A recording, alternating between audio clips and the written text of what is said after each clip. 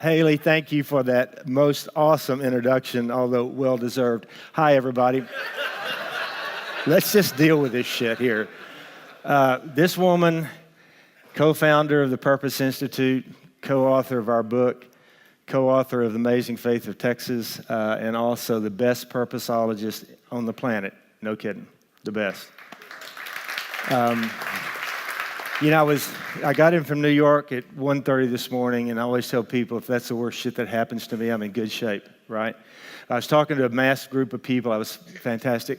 And it was a summit, and they said, what do you think is the worst thing about a summit? And I said, well, most of them are boring. And I said to the whole 2,000 people, I didn't mean that theirs was, but I said, I used to tell people who were really sick and only had a couple of days to live, go to a summit, it'll seem a lot longer.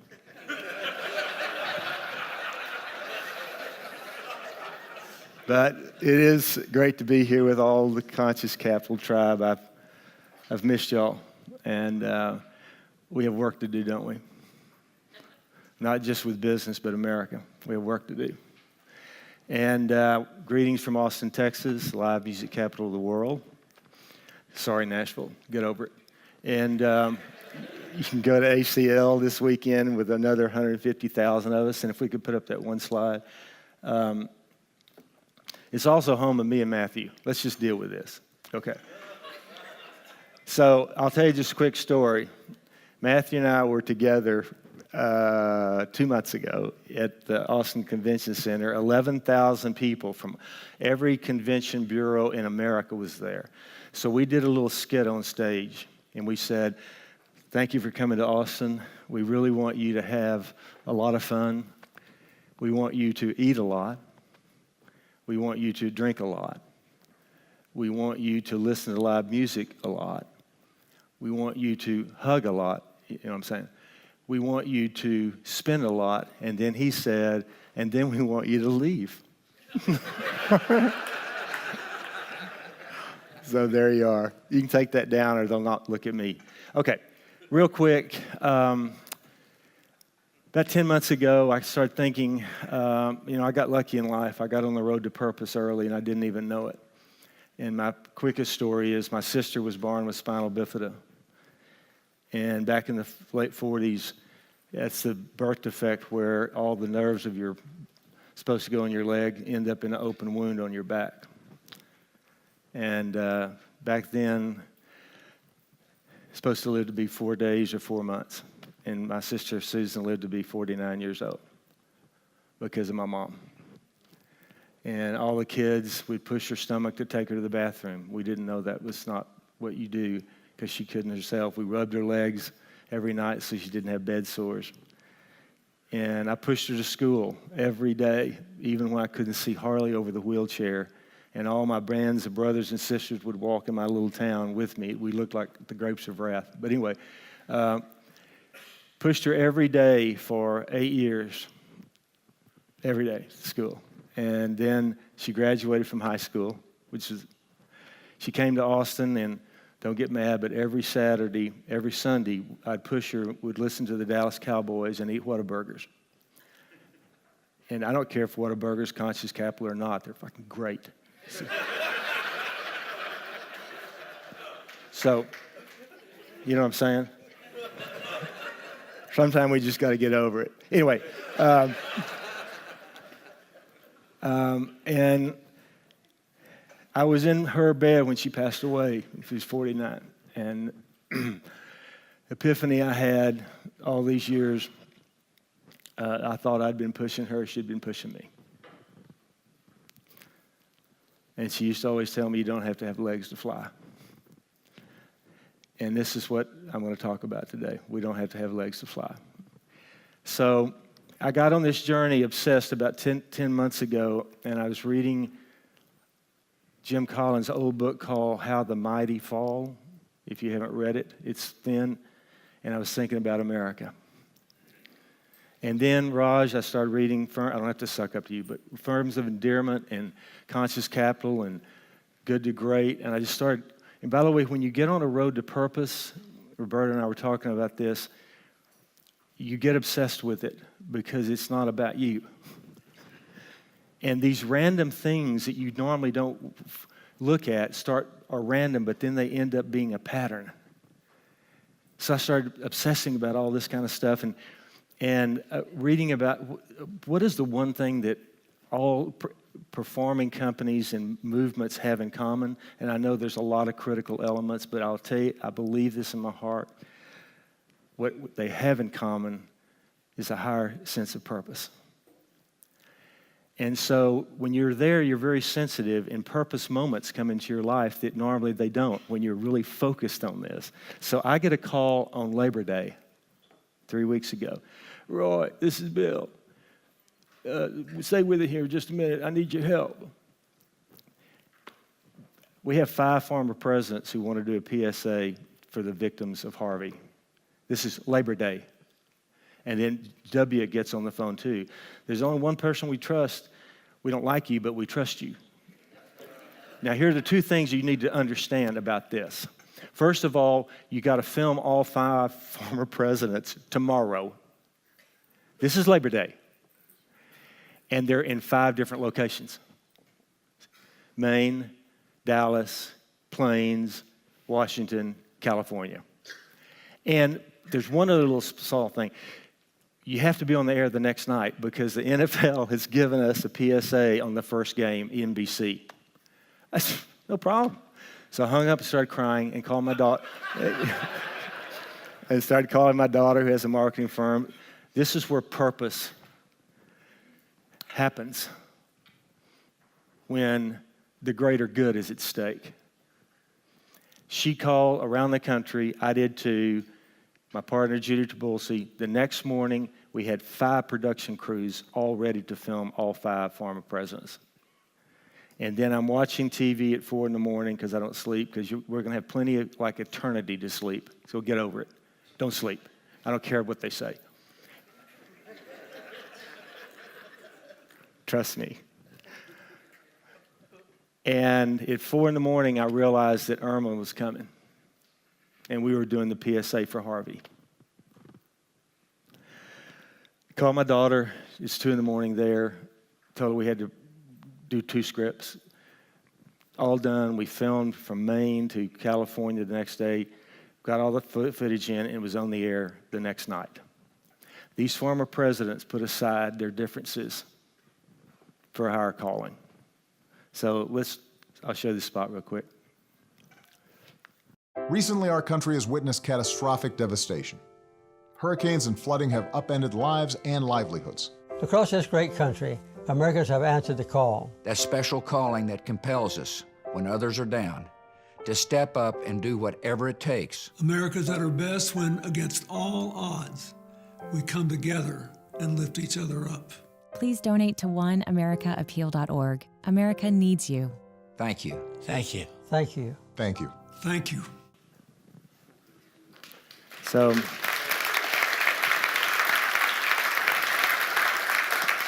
I had 2 friends in Houston from my hometown of Brownwood that were living in a church. They were the Red Cross from Brownwood, Texas. And when this spot hit the air and all these people in the church saw it, they basically said, if they can put aside their differences, we can too. And then for some reason, Haley, this is this random thing going on in my life right now, thinking about America. Went back and saw the spot that I did right after 9/11. A lot of you have seen it, but I was the Air Force as our account. We were in Washington when the Pentagon got bombed. And I'm on the way home in a car, trying to get home, trying to figure out what is it we can all do. And I thought, I'm most worried about, in the process of striking back at one of our enemies, we might strike one of our own because they look different or sounded different.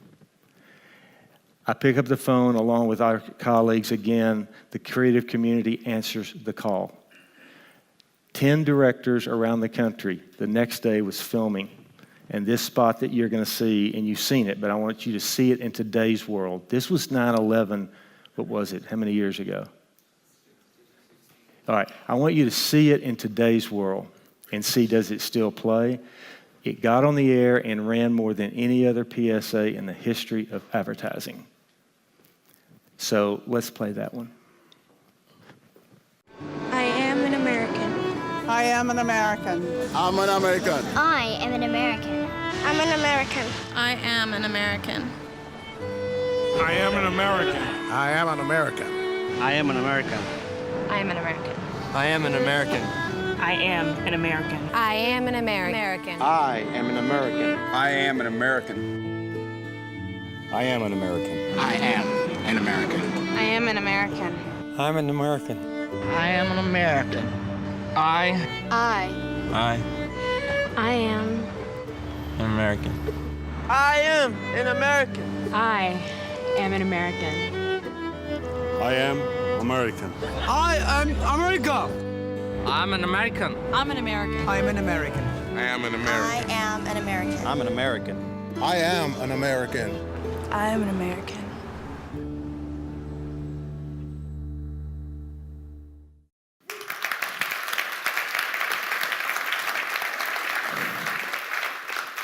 I can hardly breathe when I see that. And then I reflected back another random act of the campaign we did in 1984 called Don't Mess with Texas. Started with Clyde Brooks and Stevie Ray Vaughan. It was an anti-litter campaign. And everybody was, oh, you can't do that. You got to do Keep America Beautiful or whatever. And I said, Keep America Beautiful, the Sierra Club loves that campaign. They don't friggin' litter. Billy Bob Bowtree from Tyler, Texas litters.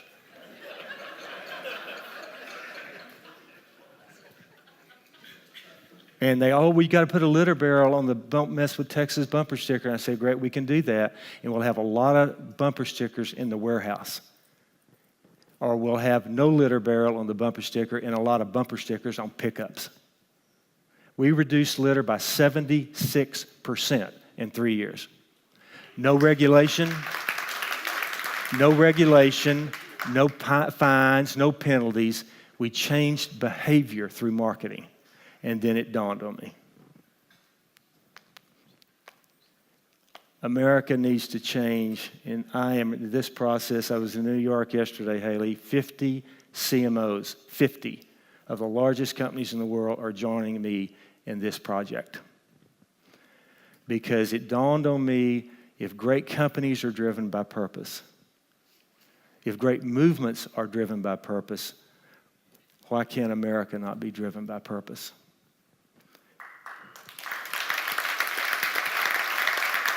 So, we're launching the Promised Land Project. That's a good name, isn't it? I own it. Don't try to steal the shit, okay? Don't be unconscious capitalist here. I'm obsessed. The Promised Land Project. We're going to mobilize the digital purpose-inspired gurus of America, the marketing purpose. And by the way, most marketing people right now want to do something in their life besides sell Snickers. And when I talk to them about it, they go, I'm in. And the purpose of the Promised Land Project is to build a culture of us, as in USA, where America is winning on purpose. And let me tell you what it's going to be. This is not for the tired or the timid. It's never been done before, and I'm not saying we're going to do it, but damn it, we're going to jump off the building and build the wings on the way down on this one. Bottom line, it's like the Manhattan Project at World War II. It was like Kennedy's call for a man on the moon. It was like Reagan telling Gorbachev to tear down that wall. It's like Clinton calling us to build a bridge to the 21st century, except this time, the Promised Land Project is not a response to an external enemy or an external threat. It's a response to an internal threat. You hear me? We have a civil war going on here. We can talk about it or not talk about it. It's true. I'm going to solve it with your help through marketing.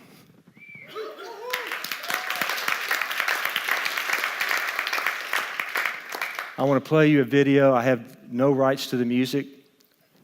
Don't you film this shit, okay? I have no rights to the pictures, but I will. This is the feel, and I'm going to tell you specifically, so could we play that video?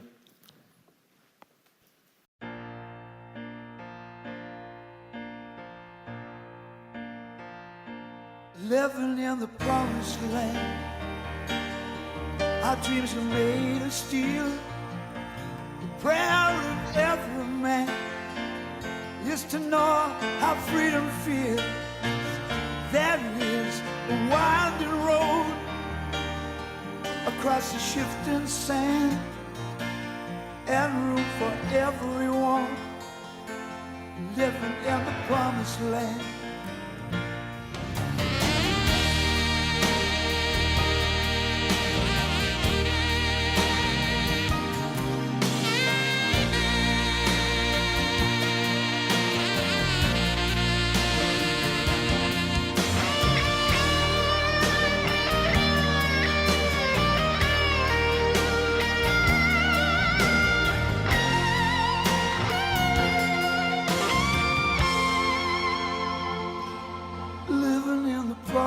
Land. Our dreams are made of steel. The prayer of every man is to know how freedom feels. There is a winding road across the shifting sand, and room for everyone living in the promised land.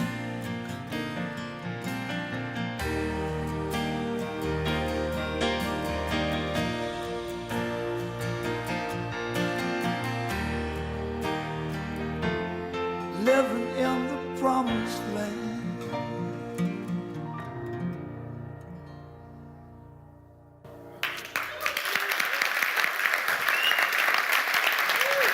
Thank you. We can do this. Purpose appeals to the best instincts. And if we give up on America, our best instinct will all go dark because the Civil War causes that. So I'm launching this because I'm the keynote speaker at South by Southwest. Not a bad crowd. Can we put up that slide real quick? That's a good cover for my book. But anyway, this is just a sample. Haley's helping me with it, but this is America winning on purpose. By the way, it's a double meaning. Winning on purpose, we intend to win on purpose. And we're going to win on purpose. So let me tell you the premises of the road to purpose. Number one, we're going to have the most amazing digital gurus in America to be a force for good. Bannon, all that stuff, we know how to do the same thing, except we're going to be a force for good. And it starts with the idea that we got to get young people to run for public office now. Our leaders are old as dirt. Kennedy was 42. Clinton was 42. Theodore Roosevelt was 39. We got to get young people who are dying for purpose to realize the political world can be a purpose-driven world. And so part of our whole digital thing is if you're thinking about running for office, come to us, and we're going to have the Jim Collinses, the Haley Rushings, anybody on video. You push it and say, look, we know how to do purpose-inspired leadership in corporate America. If you want to be a level 5 leader in politics, here's how you do it. So we need purpose-inspired leaders instead of politically driven, power-driven leaders. Number 2, we have to, as Americans, respect the dignity of all work again. We have to walk in each other's shoes again. We have to go back to the original premise when we're at our best, no one's too good and everybody's good enough in this country. Third, we have to stop the myth that a 4-year college career is the only path to a successful life. It's bull.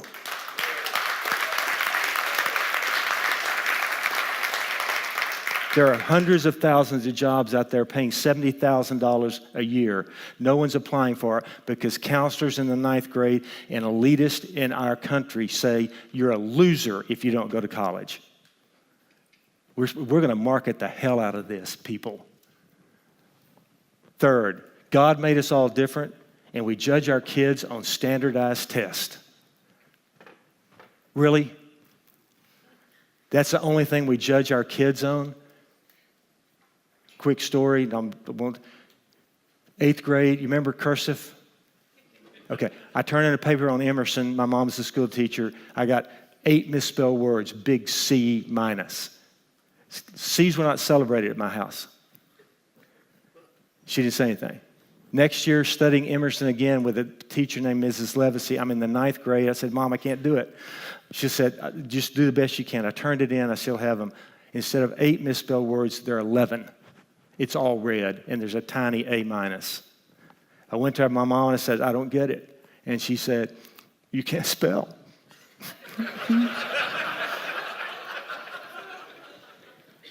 But Mrs. Levacy thinks you can write. And at 14, stay with me here, my mother cut a bargain with me at 14 years old. She said, I don't want you to spend another second of your life trying to be average at what you're bad at. I want you to spend the rest of your life becoming great at what you're good at. We've got to teach our kids in the 9th grade, by the way, every Strength Finder coaches, raise your hand, yep. We got Strength Finders in every school in Atlanta this year. So every 9th grader, if you can't spell, they're going to find out what your strengths are. We got to celebrate the miracle of America again. We got to ask people not what you want to do. Who has kids? Real quick question. Stop asking your kids, what do they want to do? You don't know what you want to do, and you're old as dirt too. Ask them, what do they love to do? And then we need 1 million new companies to start every year, not just in the coast, but in the heartland. And it goes on. We're not going to be, this is not kumbaya. This is real stuff that we're going to market the hell out. My time's up. I hope my life isn't, because we got work to do, don't we?